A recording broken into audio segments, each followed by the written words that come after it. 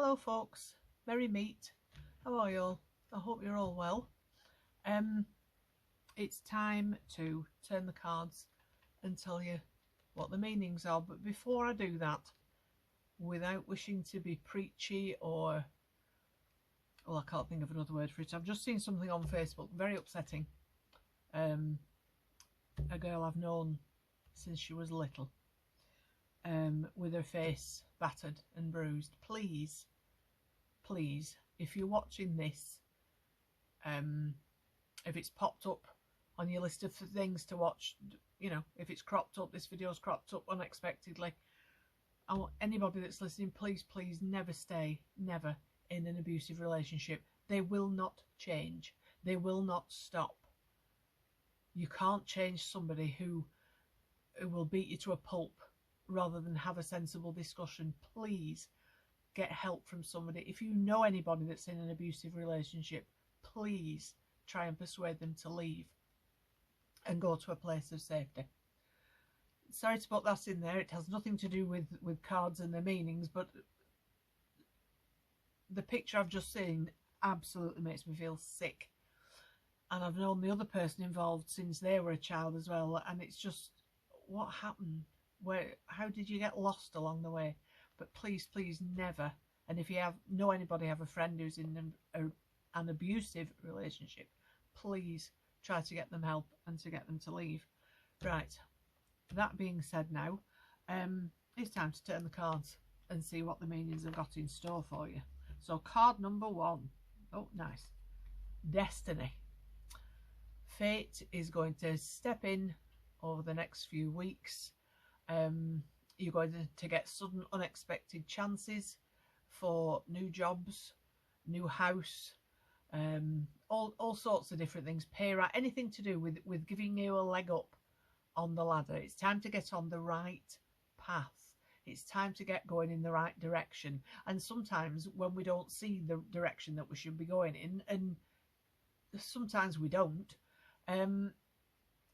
Spirit just step in and give us a nice kick up the backside and say, no, go this way, not that way. It's time. Anything you've been planning to do, it's time to put your plans into action. Better things are coming. Yes, it might mean you're being busy for a while, but better things are coming. Card number 2. Oh, one of my favourites in this pack. The universe. What this says basically is the world is your oyster. It's you just, everything that you've been putting into place is going to fall into place properly. You've been working hard. Everything you want most is going to, suddenly it's going to happen. You've been through tough times, and Spirit and the universe or God or Allah, whoever has seen you struggling, and you've done your best, and now it's time to reap the rewards. I say that Spirit, the universe, whoever you worship, they've seen what you've gone through, and they're going to give you a hand, and over the next few weeks things are just going to change radically. Don't be frightened, go with it. It's your reward for all the hard work that you've been through. These two are similar in, let's see what the third brings up. Another favourite of mine, because it has a rainbow on it, and I'm obsessed with rainbows, as anybody who knows me will tell you. Sacrifice. That's exactly what you've been doing for the past few months. Sacrificing your peace and quiet. Sacrificing doing things that you want to do, but you don't have the time because you've got other commitments. It's time to let go of things that are weighing you down. Because once you get rid of things, it leaves room for other things, better things, to come into your life. This sounds awful, and I've said it before, and I'm sure some people think, oh, that's not very nice, but you don't have to carry anybody if they won't help themselves, and that includes family members. You don't need to carry anybody. Help somebody by all means. Help somebody, but don't carry them. Don't do things for them they won't do themselves. It's time they got off their backsides. You've sacrificed enough. It's time to look at things with another perspective. It's time to just shift the way you look at things and think, hang on a minute, if I wasn't doing this for them, I could do this. If I wasn't doing that, I could go to college in the evenings. If I wasn't doing, see what I mean? It's time, you've sacrificed enough. It's time to put yourself first, and know there is nothing wrong in putting yourself first. You matter. Don't let anybody say to you, you're being a bit selfish. There's nothing wrong with being selfish sometimes. It's time to get yourself to where you want to be. And if you're doing too much for other people, you'll never get there. So, oops, good cards. Kind of simply tie into one another. So if you wanted to know all what, if you picked all three cards because you couldn't select just one, now you know. They're all about getting motivated, being rewarded. This year is a year. I have a mentor in spirit. I would love to tell you about him, and I will tell you about him, but his daughter is a good friend of mine. Love her to bits, her and her family, but I need to get her permission before I talk about her and her family and her parent on here. I have to ask her. But I will explain to you. I have a mentor in spirit, and every New Year's Eve I ask him what's in store for this coming year, and his answer this time was change. Everything's going to change. There are changes to come. Tell the truth and everything will go well. So I thought, oh, hang on, what do I need to? He said, no, everybody, honesty. Put your cards on the table, no pun intended. He said it's about honesty. And then he added, as he always does, and of course it's about learning patience. But in your case, dear, that doesn't seem to happen. Do keep trying. So it's a year of changes, apparently. And I always ask him, not just for me, but for everybody I know and just in general, changes this year. So it's time to get motivated. I know it's hard sometimes, but get motivated. Good things are coming. So I did mention that I was going to tell you about, let's call it a paranormal encounter. Now, I'm used to spirit. I'm used to them physically standing next to me so I can see them. I'm used to knowing that they're there and being able to describe them, but I can't actually see them, but I see them in my mind's eye. And it involved one of my sons, my son Seamus. I haven't actually asked him if I can mention this story, but I don't think he will mind. One day I was in the front room of the house we used to live in, and I was online on Facebook, and a lovely friend of mine, Laura, messaged me from America. And Laura and Christopher, two of the people that I've met through Facebook in America, love them both to bits. Laura messaged and she said, Jill, I have a friend who needs help. I said, well, what can I do from here? What sort of help does she need? She said, well, I don't know, I think he was her brother. She said her brother is very ill. He's terminally ill. He was a first responder and on 9/11. And as so many of them, bless them all, have passed with lung issues because of the dust, the smoke and the dust and the things in the dust that got, obviously, into their lungs. Some first responders, they'd no time to put a mask on, a respirator, whatever. It was bedlam. So she said she just wants to see if she can get him some comfort through spirit. He knows he's going to pass. He just, so I said, fine, I'll see what I can do. I can't promise. I always say that, but I'll see what I can do. So I sat quietly at my computer and I typed some things to Laura. She passed them on to her friend. She was back within 15-20 minutes. She said, yes, that all makes sense, Jill. I said, if I get anything else, I will let you know.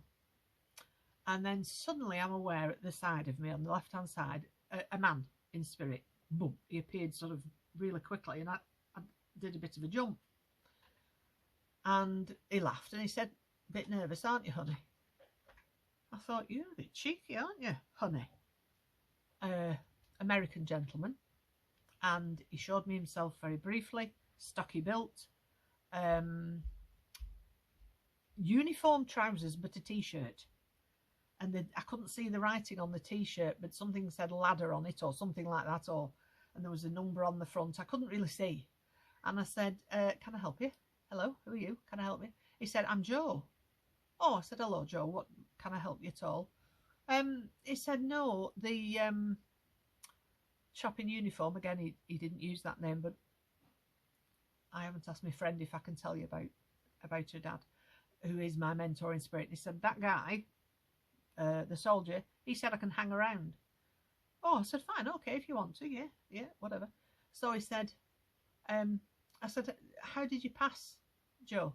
Do you want to tell me anything? You know, he said, oh, on that day.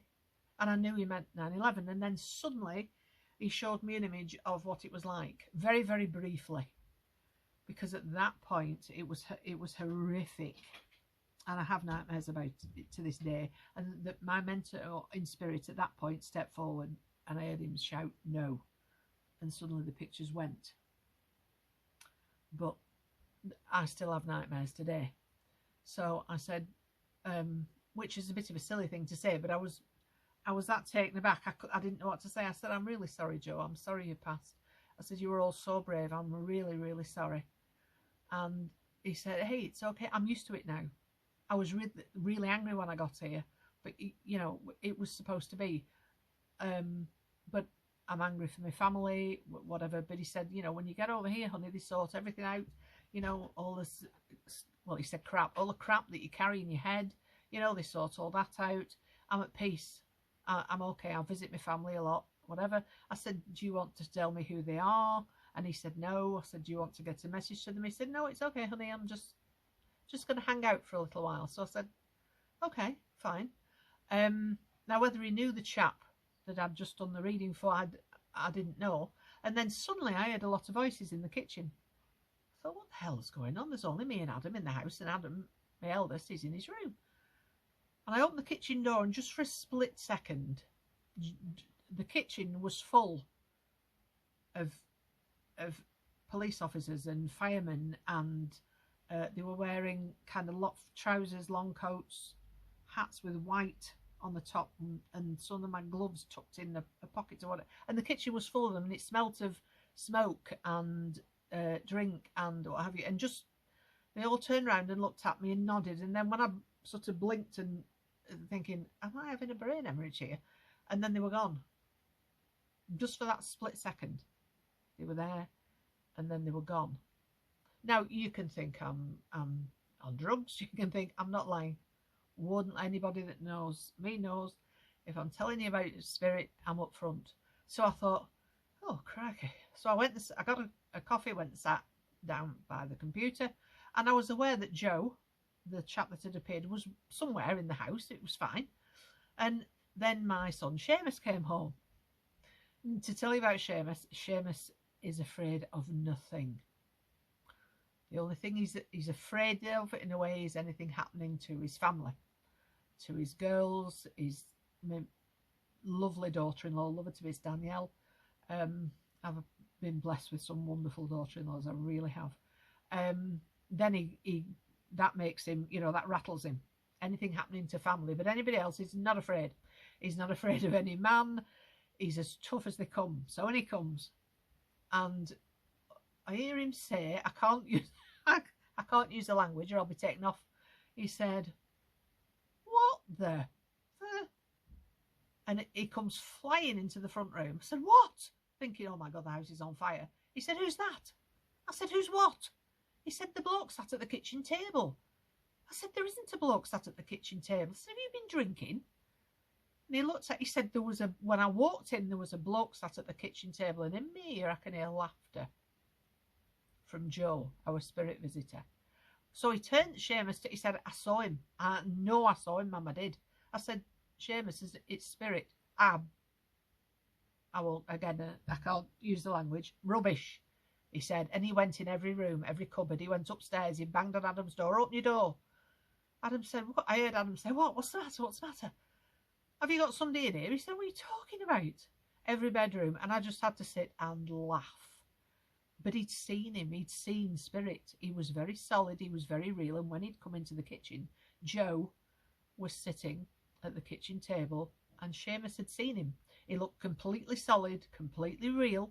So when he came back downstairs, he's looking at me as if to say, what the beep is going on? And I said, he said, what? I said, it's Joe. Who there? It's Joe. What are you talking about, Mother? I said, you've seen spirit. Again, there was a a word that began with B that I can't repeat. He said, I don't do that. That's crap. I don't do that. I don't see that stuff. I said, well, you did. You have. That was Joe. And all the while we're having this conversation, I can hear Joe laughing in my ear. But he said, no, he wasn't. It was a bloke. I said, spirit aren't all see-through and ooh and all that sort of thing. I said, you saw a spirit. You saw a man called Joe. And I told him what had just happened, and he's just standing there looking at me, shaking his head, as if to say, you've lost the plot. And I just said, look, trust me, son, you've seen spirit. And I told him what he'd said, whatever. And he just sort of looked as if to say, but he kept saying, I don't do that. That's your thing. I don't do that. But all my boys can if they chose to. They've all had the ability, but as with most children, they kind of tend to grow out of it. Oh, thank you. Mr. Grinch has just brought me a cup of tea. So I called that when Seamus met Joe, because it was hilarious, really, to see him going round. He was in the downstairs loo, he went in the kitchen, he went in the cupboard in the kitchen, he went upstairs, he went in every bedroom. I think he probably looked under the beds, because he knew what he'd seen. He'd seen a perfectly solid person. Where had he disappeared to in front of his eyes, kind of thing. He said, well, 1 minute he was there, and then he wasn't. And that's spirit. Lots of people think they go poof, and there's 1 minute they're there, and then suddenly they aren't. And he'd seen Joe in spirit. Joe had realised he'd been seen and had sort of stepped back. But to see Seamus sort of prepared for a scrap, there was a stranger in his house, and he was going, you know what I mean? To see him running around the house trying to find this chap that had gone. It was funny at the time, but in a way it wasn't, because he was very, very frustrated, and he was adamant that he didn't do that stuff. That's your thing. You see that stuff. It's, whatever. But when Seamus met Joe, and it still makes me laugh, as I say, to think about him running around the house trying to find somebody that was no longer there. So, keep whichever card you've picked. Listen to what the meaning was. Try and see how it fits into your life. It's time for changes this year. It really, really is. It's a time for changes. And I think that there are going to be big changes in the country, in the world, unfortunately. I think we're heading for some tough times, and we all need to stick together, because, things are going to happen that we can't control. But time for change, good change. Don't put things off anymore. Time to move forward. Thanks for listening, folks. If you just take a second to subscribe to the channel if you like it. It doesn't cost you anything to subscribe. And maybe if you share the channel, then other people, can tune in and get card readings. If you have any questions about the cards or anything else that I've spoken about, please add a comment. Talk to me in the comments below, as my lovely friend Fiona says. Please take care. Look after each other. Be nice to each other. Blessed be.